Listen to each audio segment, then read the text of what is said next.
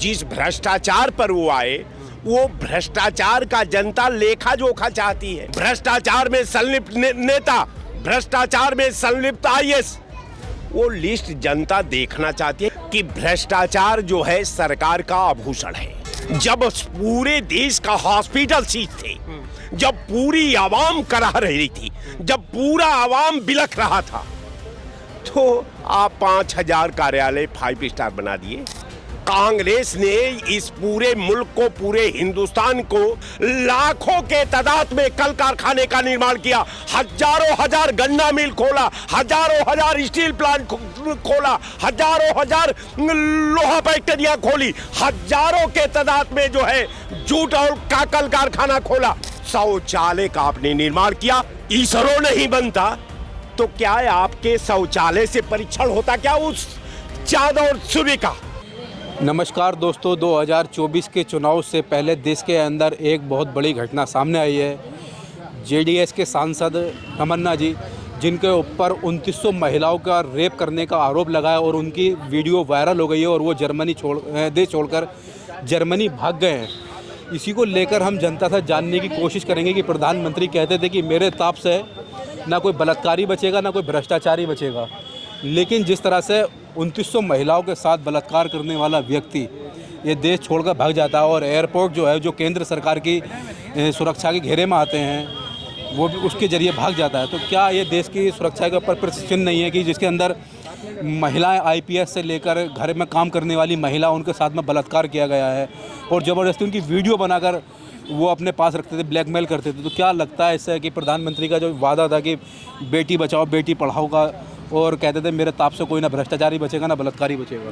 सबसे बड़ी बात है कि प्रधानमंत्री जी की देश के सामने जो है कमिटमेंट पर अगर आप अमल करते हैं उस लेख पर, तो एक चीज़ हमको बड़ा चीज़ अजीबोगरीब लगती है कि प्रधानमंत्री कहीं पर निगाहें कहीं पर निशाना।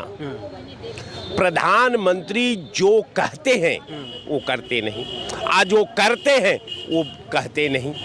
अब ये उनको अगर उनके एक एक शब्द का अनुकरण करें तो उन्होंने बहुत कुछ देश के सामने कमिटमेंट किया। उन्होंने कहा कि साहब हम नौजवानों को 2 करोड़ रोजगार देंगे।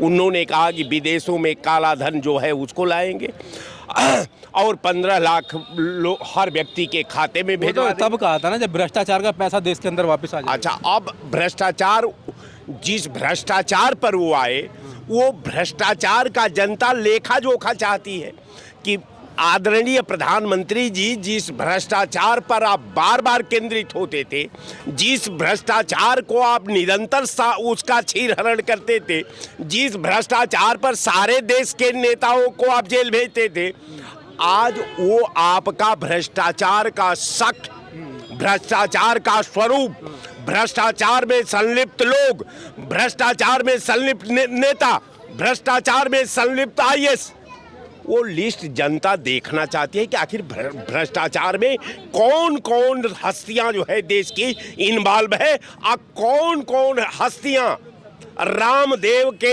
चश्मे से आप देख करके आज जब भाषण आप दिए थे तो अब वो चश्मा का ग्लास क्या हो गया, वो कहाँ है? अरे प्रधानमंत्री मोदी जी के साथ में अजित पवार को गए हुए लगभग 6 महीने नहीं हुए हैं, लेकिन 25,000 करोड़ घोटाले में उनकी पत्नी को क्लीन चिट मिल गई है। अब देखिए, सबसे बड़ी चीज है कि भ्रष्टाचार जो है सरकार का आभूषण है। भ्रष्टाचार नहीं होता तो आप समझिए कि जब पूरा देश लाशों से पटा था, जब पूरे देश का हॉस्पिटल सीज थे, जब पूरी आवाम करा रही थी, जब पूरा आवाम बिलख रहा था, तो आप 5000 कार्यालय 5 स्टार बना दिए। ये तो आप ही की उपलब्धि थी। जब लाशों की भरमार ढेर लगा हुआ था, जब भारत उससे मुकाबला कर रहा था, जब आवाम की जनता ईश्वर से गुहार कर रही थी कि हे अल्लाह ताला हमारा आबरू बचा लो, हमारी जान बचा लो, हमारा घर बचा लो, हमारा परिवार बचा लो, तो आप तो अपने कार्यालय का निर्माण कर रहे थे। आपको तो ये भी नहीं समझ में आ रहा था कि देश एकदम सुनामी को झेल रहा है। आप अपना घर बनवा रहे हैं। सारा हमारे नौजवान सड़क पर पैदल 50-60 किलोमीटर चल करके अपने घर पहुंच रहे थे। कोई बॉम्बे से बिहार आ रहा था, कोई आप समझ लीजिए चेन्नई से यूपी आ रहा था, सारे लोग पैदल थे। तो आपने तो वचनबद्धता निभाई नहीं। लेकिन जिस तरह से आपने देखा हो कोरोना काल के अंदर उत्तर प्रदेश और बिहार के लोग वहाँ से मजदूर जो थे सड़कों पर चल कर पैदल आए, और कुछ लोगों को, हज़ारों लोगों को प्रियंका गांधी ने भी उत्तर प्रदेश के अंदर गाड़ियों के जरिए भिजवाया था। लेकिन उत्तर प्रदेश कांग्रेस का हाल इतना बुरा हुआ चुनावों के अंदर, 2 सीटों पर सिमट गई और भारतीय जनता पार्टी 2/3 बहुमत ले गई। देखिए, हमेशा ये समझिए कि देश की जनता को जब हिंदू मुस्लिम पसंद है तो क्या करोगे? मैं आपको बताऊं कि कांग्रेस देश का माली है। कांग्रेस ने इस पूरे मुल्क को, पूरे हिंदुस्तान को के अतीत का निर्माण किया है, उसका वर्तमान का निर्माण किया है, उसका भविष्य का निर्माण किया है, और निर्माण करके एक हंसता खेलता भारत, एक खुशहाल भारत, एक दुनिया में पहचान रखने वाला भारत, एक वो भारत जो विज्ञान की आधुनिक तकनीक से लैस था, वो भारत कांग्रेस ने खड़ा किया। वो भारत, जिस भारत में सुई नहीं बनता था वहां हवाई जहाज बनने लगा, एक से एक बड़ा डैम तैयार किया, एक से बड़ी बड़ी नहरें बनाई, एक से हजारों किलोमीटर लाइनों का निर्माण किया, लाखों के तादाद में कल कारखाने का निर्माण किया, हजारों हजार गन्ना मिल खोला, हजारों हजार स्टील प्लांट खोला, हजारों हजार लोहा फैक्ट्रियां खोली, हजारों के तादाद में जो है जूट और काकल कारखाना खोला। तो कहने का मेरा मतलब कि आपने क्या खोला 10 साल में? एगो कारखाना का तो नाम बता दीजिए, एक कारखाना का नाम बताओ। आपने एक चीज खोला, शौचालय। आधुनिक भारत में भारत को यह लगता था, सरकार को लगता था कि अब सब काम हो गया है, केवल शौचालय बचा है।